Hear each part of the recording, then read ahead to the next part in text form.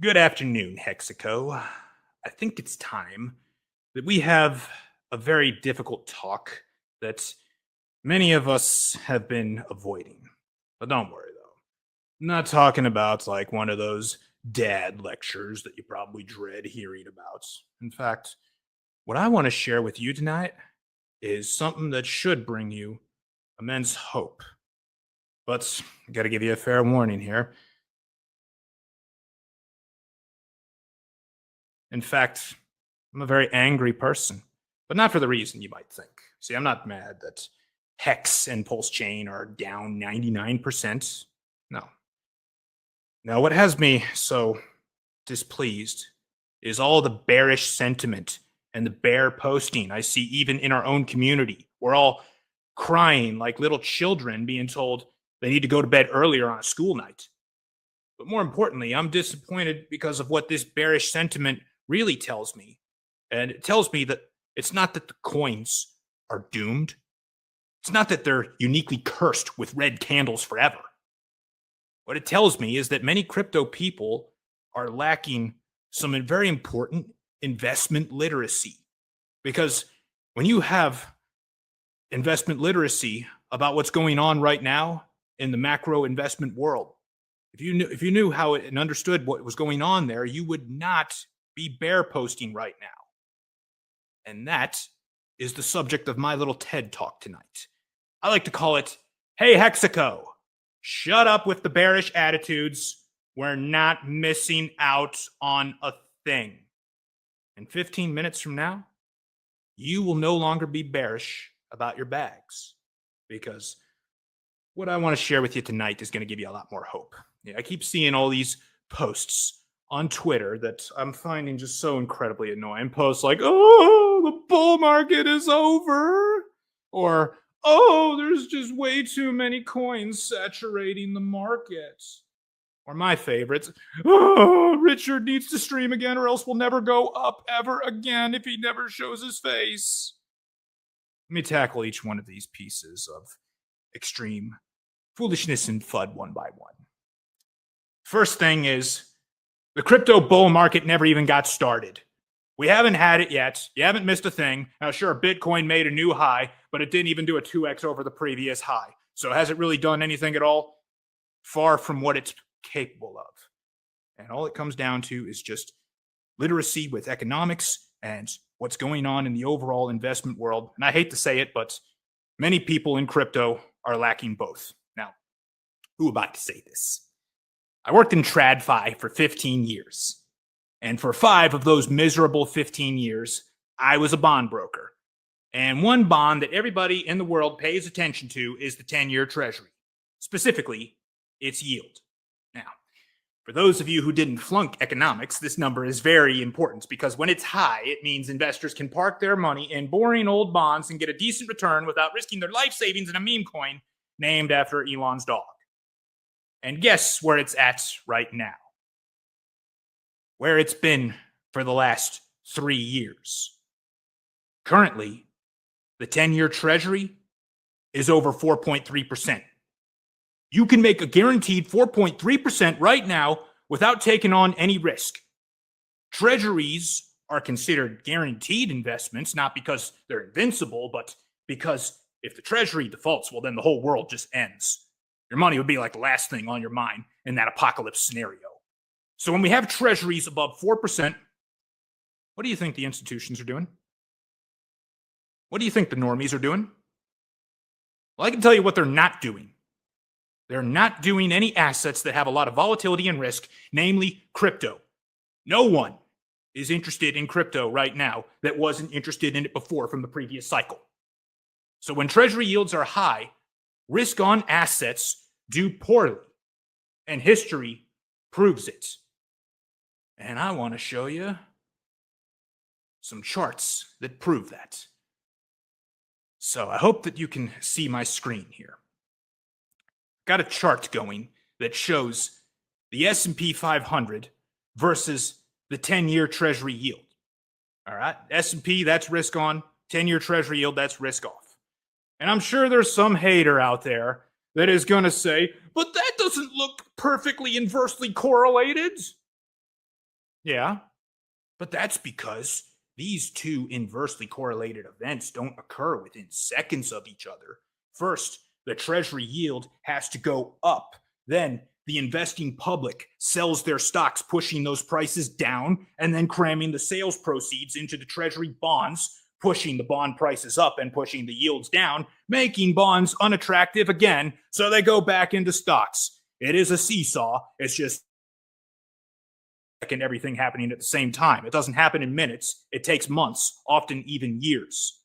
The picture is also pretty similar when we compare the 10-year treasury to Bitcoin. Looky here. This was the end of the 2017 bull run. Look how stark that drop is when we see this green here for the 10-year treasury going up. This is something I pulled right off of TradingView here. And look how the Bitcoin continues to go down, dragging the entire crypto market with it as that 10-year treasury kept going up. But then as it started going down, the 10-year treasury yield, Bitcoin went right back up. It's almost like teeth working together here perfectly. And then looky here, when the 10-year treasury yield drops all the way, Bitcoin took off. And that led us into some pretty euphoric times. If you were around for 2021, well, you remember what this was like, seeing the first wave of the 21 bull run. But then you saw the treasury yield starting to come up here, and it brought it back down, created a really nasty red candle. Then as those yields went back down, Bitcoin went right back up. And then look here, proof of everything I'm saying. Treasury yields going up and Bitcoin going down. We got a bearish crossover right here. The entire time that this treasury yield is going up, Bitcoin is down. And then it crosses over again. As it goes down, Bitcoin went up and took the entire crypto market with it.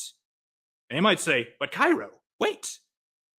Doesn't treasury bond prices and yields have an inverse relationship? I mean, if everybody's buying treasuries right now because the yields are high, shouldn't that push the price up and then push the yield down? Very astute observation, my friend. But demand for treasuries isn't the only thing influencing its yield. You see, the 10-year treasury can have more people in it than Bonnie Blue or Lily Phillips or Eric Wall and still have a high yield. What's also keeping the yield high is the fact that the federal funds rate is over 4%, because that's the first domino that affects all interest rates. And I hope that you can see this chart here, because I know it's small. But take a look at this table. This is the federal funds rate, where it was at the previous two Bitcoin tops and the previous two Bitcoin bottoms. Do you see what I see? The federal funds rate is at its highest when Bitcoin is at its lowest for the cycle, and then the federal funds rate is at its lowest when Bitcoin is at its highest for the cycle. That rate specifically affects all risk on assets, especially crypto. And as of today, you know where the federal funds rate is right now? It's exactly where it was here at the 2022 bear market low. So I hope the conclusion that you're drawing from this is the one that I draw from this, and that is we're incredibly lucky to have the prices that we have right now. But then imagine what the prices will be when those yields go down. Because you see, high yields, they're like kryptonite to risk on assets like crypto. You know, back in 2022, the yields hit their 12-year high. Bitcoin was on its knees, and altcoins like Hex were basically roadkill. Well, as long as they keep those rates high, as they were during those bear market lows, there's no bull run getting started. Not yet. Let me repeat that.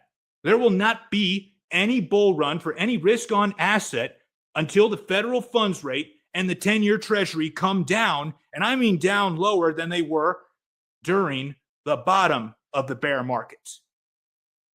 See, that's what's currently keeping us down. It's not because Richard isn't streaming. Even if he was streaming, that wouldn't do anything. That would not do anything. Because you got Charles Hoskinson out there streaming. You've got Gavin Wood out there streaming, and both their projects are down. Michael Kong, Andre Cronje, they're streaming, they're marketing, but Sonic is still struggling just like we are. So Richard, we're streaming right now. That's not going to help us when we've got these rates right here like this. Just like how the SEC case getting dismissed, well, that really didn't do anything for our price, did it? It only did it temporarily. And then the case getting dismissed again, that didn't do anything for the price either. And then, my God, I mean, like even the announcement of the Bitcoin Strategic Reserve, that did nothing for the Bitcoin price. In fact, the Bitcoin price went down immediately after. And I just now noticed here that none of my screen shares were occurring when I was talking about this. Here's the 10-year Treasury versus the S&P 500. And here it is versus Bitcoin in the 2017 to 2018 bear bull cycle. And then here it is again in the 2020, 2021, and 22 bull to bear cycle. Look at this. It's a great inverse relationship going on here. We need those yields to come down for people to be interested in crypto again. It doesn't matter if our founder is streaming. It doesn't matter if we got the best marketing in the world. And please, somebody tell that to Ivan on Tech, because he seems to have trouble understanding why the most gate-kept asset in the world isn't posting life-changing returns while even Bitcoin is struggling and even Ethereum is embarrassing itself every day. Nothing changes until the 10-year goes down. We're doing awesome for what the 10-year is doing to us right now. Now, here's the good news. The Fed, being led by Jerome Powell's furrowed brow, he may be cock-blocking us from a life-changing bull run right now. But he can't do that forever. Because you got to bear in mind, the Fed's not the only players. You see, central banks worldwide, like Japan and Europe, they're slashing rates like they're campers at Crystal Lake.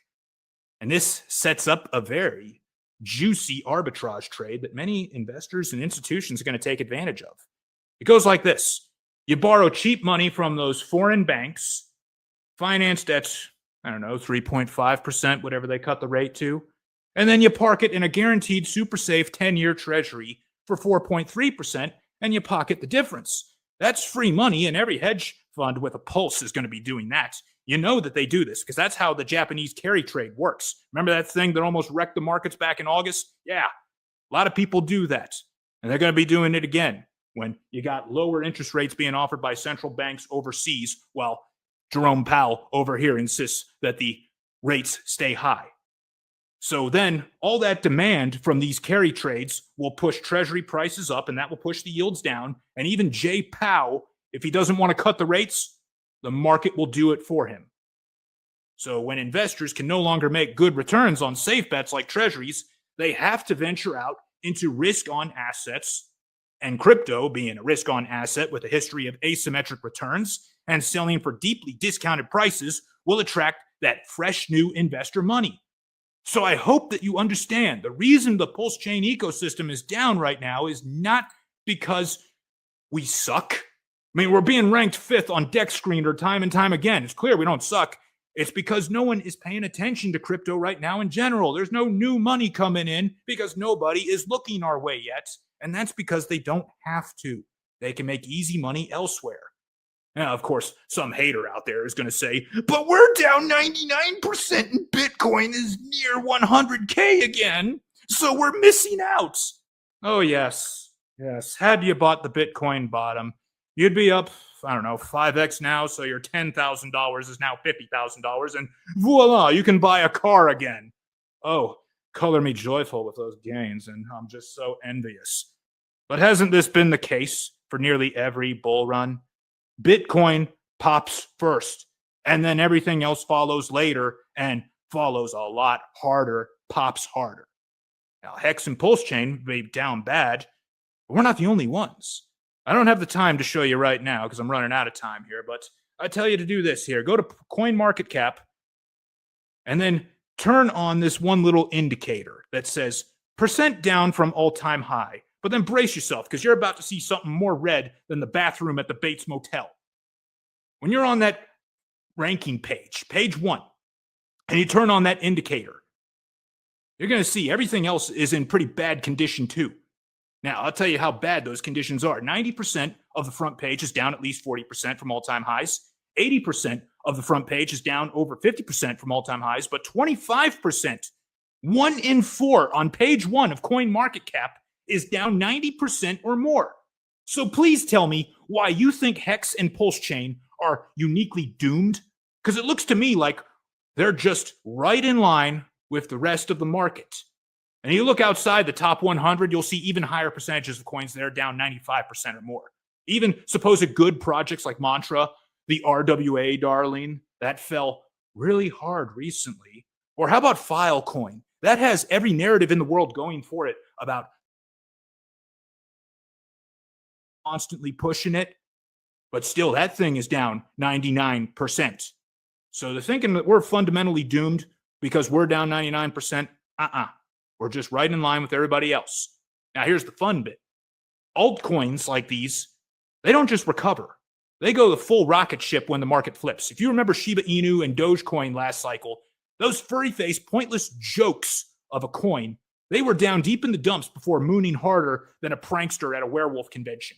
But when you look at Hex and PulseChain that have 87% less liquidity than they did before, over 90% of Hex being locked up, that scarcity can make the whole thing pop like a champagne cork when the buyers show up. Thank you, Richard, for doing that, by the way. And let's not forget the idea that these assets are trading on the same order books, and they move together for that reason. Hart's Law, anyone? I mean, we saw the dark side of Hart's Law when P-Dye nearly tanked the entire PulseChain ecosystem.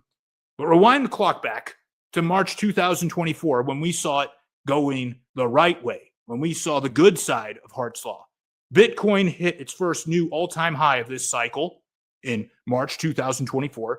Ethereum hit 4,000 and PulseChain is paired to it. So guess what? PulseChain, PulseX, and Hex all spiked to their highest highs since the launch. And on December 8th, when Bitcoin kissed 108,000, PulseChain's native Hex hit a new all-time high of 3 cents. So the whole market is tethered. When Bitcoin sneezes, the altcoins catch a cold. And when Bitcoin moons, the altcoins go supernova. Hex and PulseChain are leverage plays on the entire crypto market. You see, it's all just a line of dominoes. Bitcoin goes up, that pushes Ethereum up. And then Ethereum pushes everything else up. But the first domino in line is that federal funds rate. And then the US Treasuries. Until people realize they can't make any more easy money with treasuries, they will not look at risk on assets like crypto. So don't worry, guys. The bull run has not started. We're not missing out on anything at all. And I also want to debunk this one narrative. Everybody's saying, oh, the market's just so oversaturated with so many new coins, and it's not going to be possible for us to pump like we did before. You do know that 99% of all these new coins are not available, where 99% of all the new money that will be coming in is going to come in and look to buy coins, because all of that new money is going to be going on centralized exchanges. And they don't know anything about these dexes on Solana or the obscure coins that are halfway to death. So please, let's drop that narrative too. Anyway, I'm Cairo Copeland.